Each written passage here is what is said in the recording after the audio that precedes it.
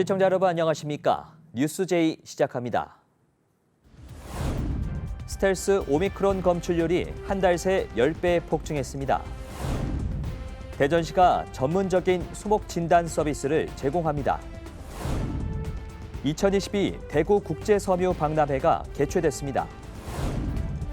양산시가 양산형 공공배달앱 배달 양산 활성화를 위한 이벤트를 진행합니다.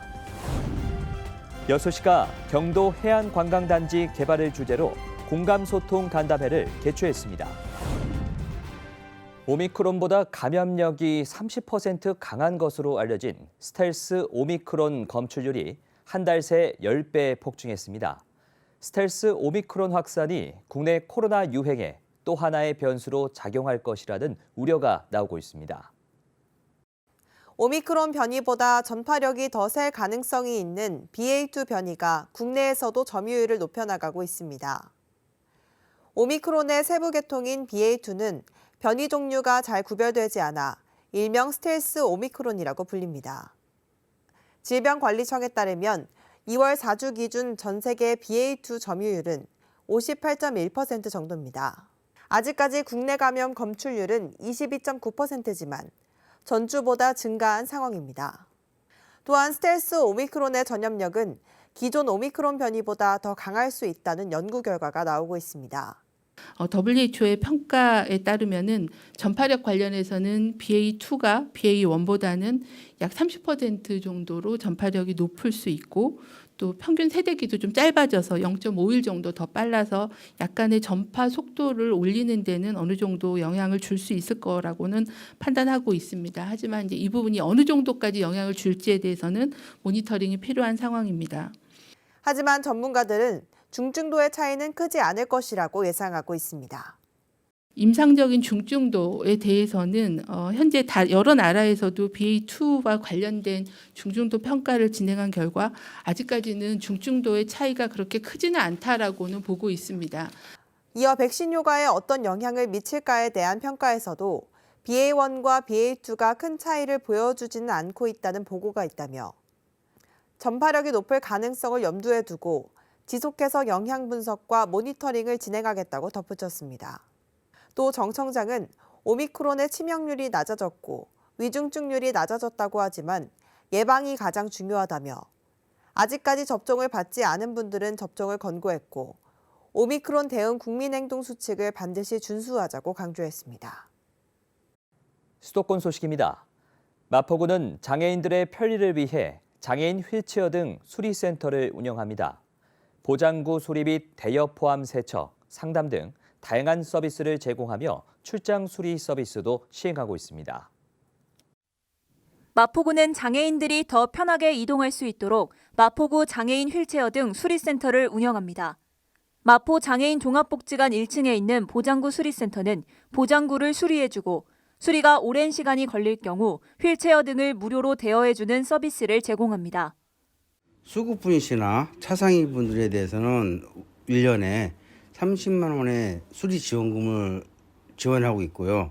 그다음에 그 외에 일반 장애인분한테는 1년에 20만 원의 수리비 지원을 받고 있어요. 그러니까 수리비에 대한 부담을 갖지 마시고 뭐 문제가 생기면 언제든지 오셔서 무료로 받아보시는 게 참 좋을 것 같은 생각이 드네요. 많이 좀 이용해 주셨으면 감사하겠습니다.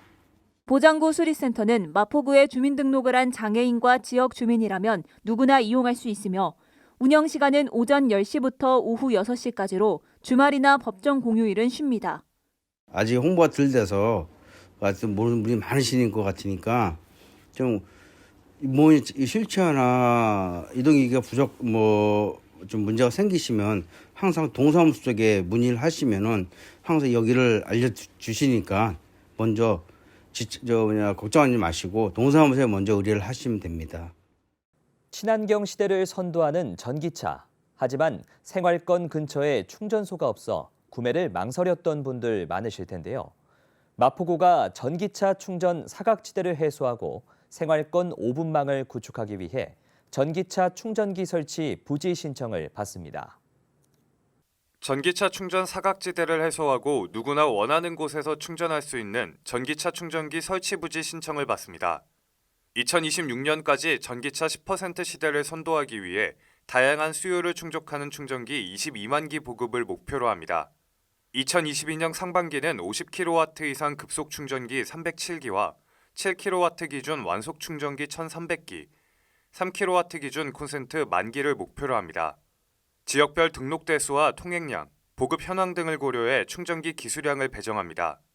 3월 13일까지 부지 신청을 접수받으며 4월 말 조사를 통해 7월까지 충전기 설치를 마무리합니다.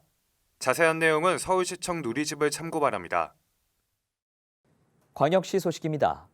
학교, 공원 등 많은 시민들이 이용하는 공간의 나무가 건강하게 자랄 수 있도록 대전시가 전문적인 수목 진단 서비스를 제공합니다.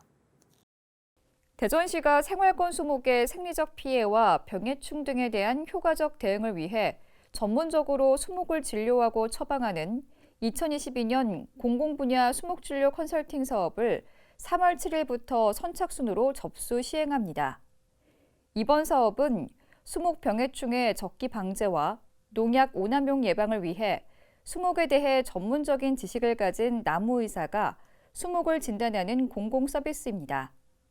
2022년 시행하는 공공분야 수목진료 컨설팅 사업의 참여 대상은 관내 학교숲, 공원, 도시숲, 사회복지 청소년시설 등 시민이 이용하는 다중이용 생활권 녹지에 적용되며 개인 소유 녹지와 수목, 공동주택 등 사적 영역은 제외됩니다.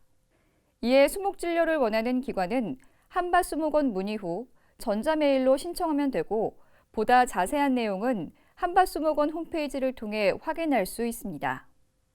지난 1일 광주형 AI 그린뉴딜 민간유치 제1호 사업인 빛고을 수소연료 전지발전소가 시운전을 개시했습니다. 빛고을 수소연료전지 발전소는 핵심 시설인 연료전지 설치를 완료해 시운전에 돌입했으며 가스배관과 열배관 등 추가 공정 설치가 완료되면 오는 9월부터 상업운전을 시작할 예정입니다.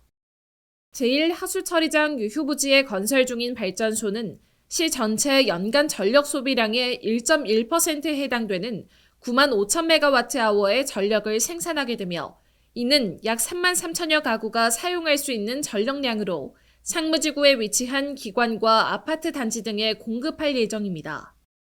빛고을 수소연료전지 발전소는 온실가스 감축, 미세먼지 감소 효과가 있고요. 또 지역 내 대기질 개선에도 도움이 될 뿐만 아니라 분산형 에너지 구축, 전력 자립률 제고에도 기여할 것으로 생각됩니다. 발전소는 수소와 산소의 전기화학 반응을 이용해 연료의 화학적 에너지를 환경 친화적인 전기와 열 에너지로 변환하게 되며 국내 최초 LPG, LNG 듀얼 시스템을 적용한 그린뉴딜 모델로 주목받고 있습니다. 광주시가 학부모의 보육 부담을 해소하기 위해 만 5세 이하에 대한 무상 보육을 전면 실시하겠다고 밝혔습니다. 현재 초등학교부터 고등학교까지는 국가 차원에서 무상교육이 이루어지고 있지만 어린이집과 유치원은 미포함돼 형평성 논란이 제기되어 왔습니다. 이에 광주시는 만 3세에서 5세 아이들을 대상으로 광주형 무상교육을 추진할 계획이었으나 지방자치단체의 공적 책임을 다하기 위해 전국 최초로 만 0세에서 2세 영아까지 무상보육을 확대 지원하기로 결정했습니다. 어린이집에 다니는 영유아 부모들은 보육을 위한 필요 경비로 매년 최대 260만 원가량을 부담하고 있는데요. 이러한 경비를 시에서 지원하면 학부모의 경제적 부담이 줄어들 것으로 기대하고 있습니다. 아울러 차별 없는 보육을 실현하기 위해 외국 국적 유아의 보육료도 조례 개정을 통해 지원할 예정입니다. 2022 대구국제 섬유박람회가 국내외 섬유업체 209개사가 참가한 가운데 3월 2일부터 사흘간의 일정으로 열렸습니다. 올해로 20주년을 맞은 대구 국제섬유박람회는 온오프라인으로 진행된 가운데 특히 온라인 플랫폼 전시회는 지난 2월 21일부터 사전 오픈해 약 2,800여 점의 참가업체 신소재를 선보였습니다. 슈퍼 융복합 소재 개발 그리고 스마트 공장, IT 기술 접목해서 지속 가능한 성장 기반을 구축하는 게 한쪽이고 그리고 또 우리가 이 메타버스라든지 빅데이터 기반을 이용해서 디지털 마케팅으로 글로벌 시장에 진출하도록 함으로써 특히 새로운 세계관을 트렌드 테마로 2023 SSL 시즌을 겨냥한 다양한 신소재 제품을 선보였고 기후재앙과 자원 고갈, 팬데믹의 위기 상황에서 섬유 패션 산업이 지향할 가치와 방향을 모색했습니다. 기존과는 전혀 다른 환경에 대한 인식과 지속 가능한 발전에 기반을 둔 첨단 신소재와 친환경 탄소 중립 소재들을 총망라했습니다. 또 비즈니스 시너지 효과를 높이기 위해 전시 기간 중국과 미주, 유럽, 일본 등의 해외 화상 수출 상담회를 열고 일본 오사카에 소재 쇼룸을 설치해 바이어 매칭을 통한 상담도 진행했습니다. 강원도 소식입니다. 강원 평창군은 코로나19 장기화로 침체한 지역경제 활성화를 위해 상반기 재정 집행에 총력을 기울일 예정이라고 밝혔습니다. 평창군의 2022년 집행 대상액은 2월금 포함 총 6,726억 원이며 이 중 상반기 재정 집행 대상액은 4,351억 원으로 2,422억 원 이상을 지역 주민 생활 안정 및 일자리 창출 등을 위해 상반기에 집행할 계획입니다. 특히 침체된 지역 상권과 중소기업, 소상공인 지원 대책으로 인건비, 물건비, 시설비 등 소비 투자 부문과 2월 사업, 대규모 사업의 집중 관리를 통해 상반기 지방재정 집행에 총력을 기울일 예정입니다. 평창군은 물품과 공사부문 선집행 등 재정 집행의 모든 행정력을 동원할 예정이라며 지역 주민의 생활 안정을 위해 필요한 행정 지원 분야를 지속적으로 발굴해 나갈 계획이라고 밝혔습니다. 평창군 농업기술센터는 원예작물 재배 농가를 대상으로 체계적인 방제 기술을 보급하기 위해 2022년 원예작물 병해충 방제 교육을 실시합니다. 이번 교육은 고추, 배추, 토마토 등 3개 가정으로 작물을 재배하면서 자주 발생하는 병해충 및 생리장애에 대한 방제 위주의 교육 내용으로 구성되어 있으며 오는 8월까지 매주 금요일 서울대학교 평창 캠퍼스에서 진행될 예정입니다. 또한 선도 농가 현장 견학 및 연구기관 견학도 포함돼 현장감 있는 수업도 실시할 예정입니다. 이에 평창군은 이번 교육을 통해 원예작물 생산량이 향상되고 고품질의 농산물을 생산할 수 있길 기대하고 있습니다. 횡성군이 해빙기 안전사고 예방을 위해 3월 말까지 취약시설을 대상으로 안전점검을 실시합니다. 해빙기에는 겨울철 얼었던 토양이 녹아 지반이 약화돼 옹벽과 사면, 노후주택 등의 붕괴와 전도, 낙석으로 인한 안전사고가 발생할 수 있습니다. 군은 담당 부서별로 점검 대상을 선정하고 점검반을 편성하여 사고 위험이 있는 시설물에 대하여 안전점검을 실시합니다. 또한 군 자율방재단과 함께 해빙기 순환사고 예방을 위해 예찰 활동을 강화하고 안전시설물을 전수조사합니다. 충청도 소식입니다. 충북도가 성장 발전의 원동력인 소재, 부품, 장비, 일명 소부장 산업 육성에 주력합니다. 이에 도는 2030년까지 8조 7천억 원을 투입해 2차 전지 산업을 견인할 계획입니다. 국가 성장 발전의 원동력인 소재 부품 장비 산업, 충청북도가 소부장 산업 육성에 주력합니다. 우선 오는 2030년까지 국비와 지방비 등 8조 7천여억 원을 들여 2차 전지 산업을 견인합니다. LG 에너지솔루션과 에코프로비엠 등 청주 오창과학산업단지 일원을 차세대 2차 전지 산업을 이끌 소부장 직접화 단지로 조성할 계획입니다. 또한 올해부터 오는 2024년까지 국비 100억 원 등 200억 원을 들여 충주 기업 도시에 소부장 산업을 연계한 확장현실 실증단지가 들어섭니다. 확장현실 실증단지에는 실증랩과 소부장 기업들이 들어서며 기술 연구개발과 전문인력 양성을 통해 소부장 산업 디지털화를 주도할 예정입니다. 이외에도 2030년까지 국비 2,210억 원 등 4,500억 원을 들여 충주 제5산업단지를 스마트 승강기 산업단지로 조성합니다. 이곳에는 승강기 전문 인력 양성을 위한 마이스터고와 직업교육원이 설립되고 승강기 산업의 컨트롤 타워 역할을 할 스마트 안전기술센터도 구축할 계획입니다. 여기에 충주로 본사와 공장을 이전한 현대 엘리베이터의 글로벌 시장 선점을 위한 연구 개발 등을 충청북도가 지원하고 정주 여건 개선 등 맞춤형 지원 사업도 추진합니다. 경상도 소식입니다. 양산시가 3월을 맞아 양산형 공공배달앱인 배달 양산 활성화를 위한 이벤트를 진행합니다. 양산시는 3.1절을 맞아 양산의 대표 독립운동가인 윤현진 선생의 애국혼을 기리고 선생의 이름을 딴 도서관 개관을 기념해 초성 퀴즈 이벤트를 진행했습니다. 퀴즈 정답자 전원에게는 배달 양산에서 이용할 수 있는 2,000원 할인 쿠폰이 지급됐습니다. 봄을 배달합니다 이벤트 1차는 11일부터, 2차는 18일부터 각각 일주일간 회차별 3,000원 쿠폰, 일반 매씩 총 2만 매를 선착순으로 지급합니다. 양산시가 제60일에 경남 도민체전을 성공적으로 치러내기 위해 만반의 대비를 하고 있습니다. 양산시는 지난 2월 25일 시청 상황실에서 도민체전 추진기획단 구성에 따른 1차 보고회를 개최했습니다. 추진기획단은 부시장을 단장으로 하고 국소장과 담당관 13명이 팀장, 담당 부서장 26명이 반장으로 참여하는 13팀 26반으로 구성해 자체 세부 계획을 추진하기로 했습니다. 이번 대회는 8월 26일부터 29일까지 4일간 양산 종합운동장을 비롯한 양산시 일원에서 개최되며 도내 18개 시군에서 고등부와 대학 일반부 12,000여 명의 선수단이 출전해 31개 종목을 놓고 기량을 겨루는 것으로 계획됐습니다. 광주광역시는 미래차 부품 생산 기업을 유치하거나 육성해 지역 전략 산업으로 만드는 광주형 일자리 시즌2를 계획하고 있는데요. 지역 부품 기업들은 미래차 대전환이 시대적 흐름이라는 데에는 공감했지만 열악한 지역 상황을 고려한 지원이 필요하다고 입을 모았습니다. 광주를 대표하는 자동차 부품 기업 대표들이 한자리에 모였습니다.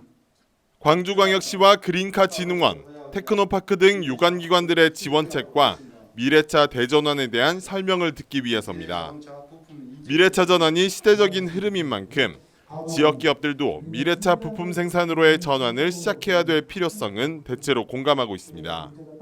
미래차를 가는 것은 선택이 아니고 필수적인 상황이라고 기업 입장에서 생각이 듭니다. 굉장히 좀 한골 탈퇴해야 되는 그런 전환기에 있다고 생각을 합니다. 다만 연구 투자가 어렵고 관련 인력 확보에도 어려움을 겪고 있다고 호소했습니다. 미래차 부품을 생산하더라도 판로 확보가 중요한 만큼 미래차 부품을 전문으로 하는 대형 기업의 유치도 필요하다고 덧붙였습니다. 저희 광주의 가장 큰 거는 큰 대기업이 없다는 자체가 가장 큰 문제고, 기대하자면은 좀 더 큰 회사가 광주에 들어오는 것도 가장 큰 해결책이 아닌가 생각합니다. 광주광역시는 지난달부터 친환경차 부품 인증센터 운영에 들어간 데 이어 지역 기업들의 미래차 대전환을 본격적으로 지원하고 나섰습니다.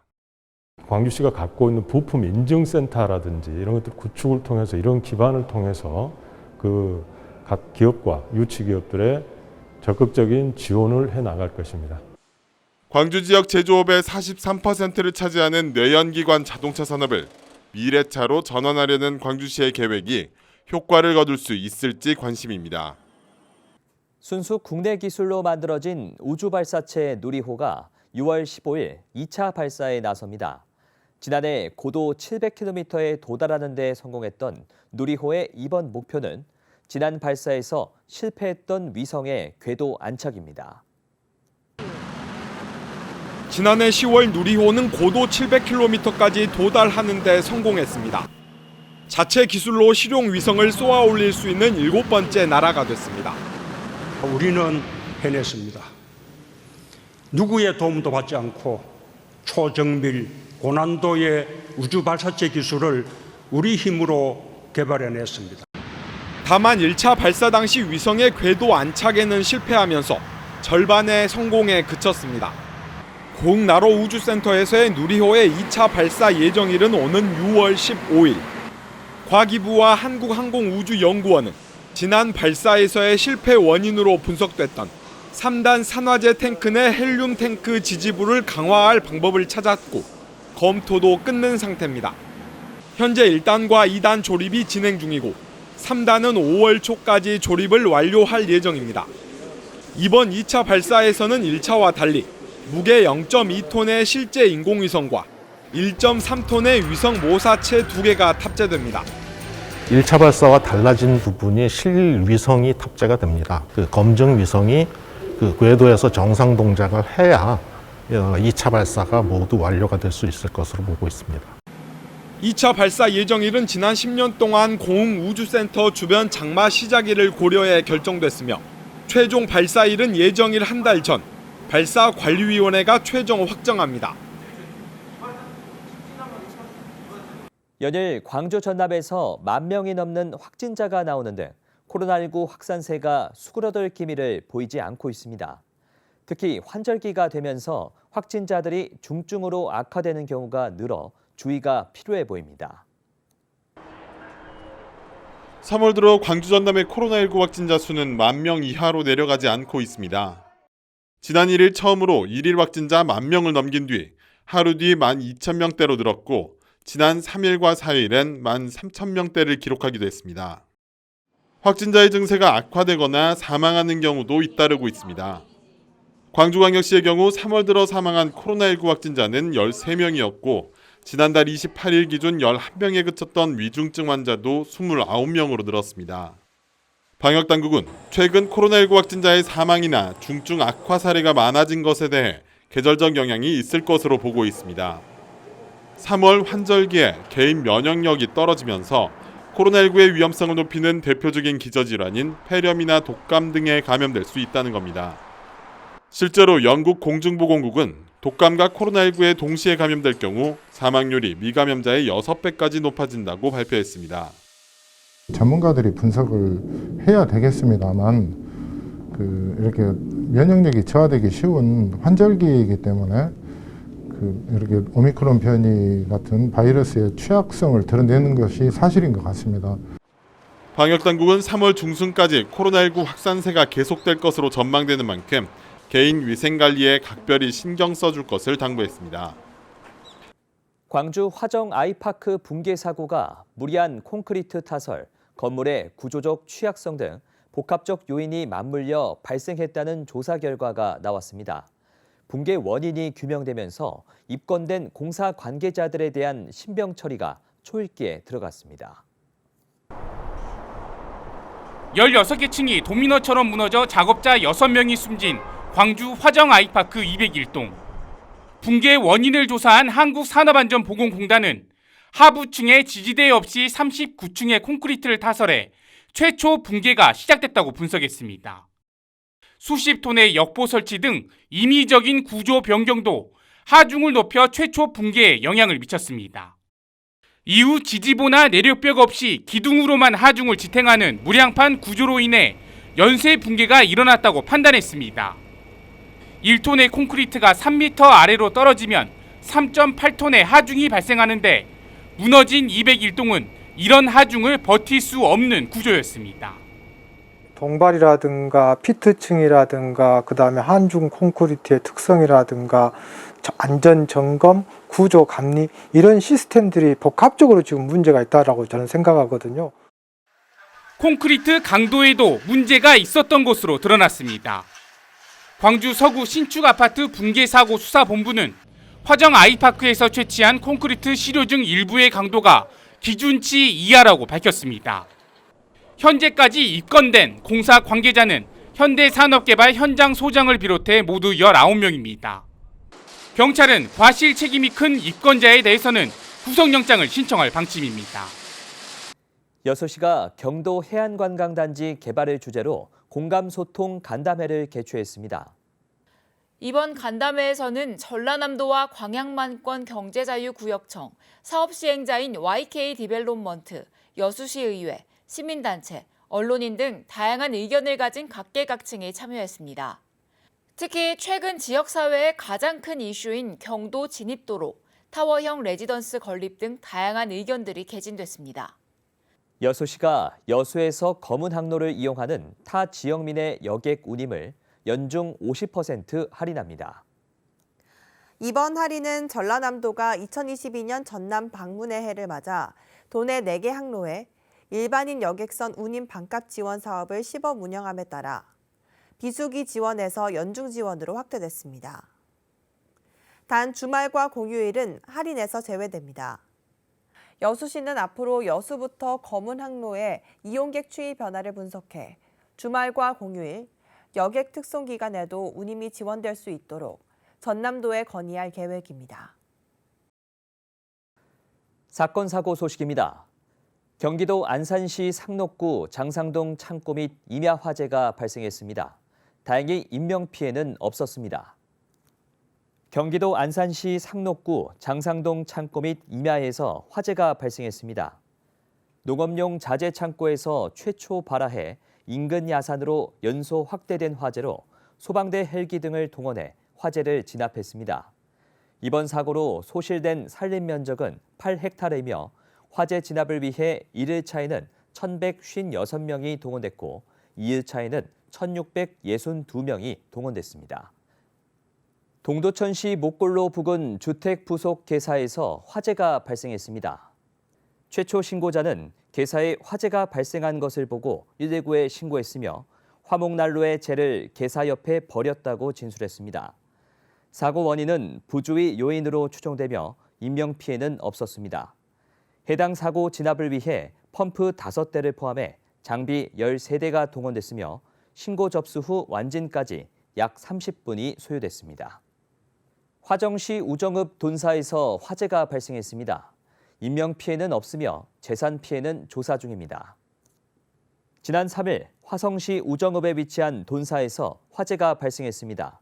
신고자는 돈사 소유자의 동생으로 인근 자택에서 휴식을 취하던 중 쿵소리가 들려서 현장으로 나와보니 새끼 돼지 인큐베이터 건물 2개 동에서 불이 크게 번지고 있어 119에 신고했다고 진술했습니다.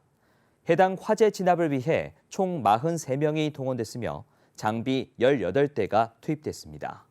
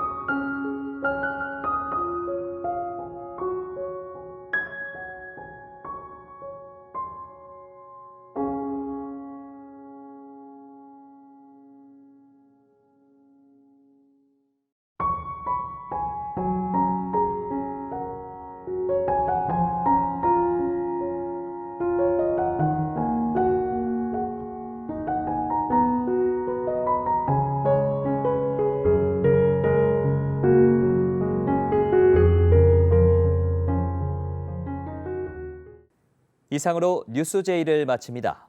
시청해주신 여러분 고맙습니다.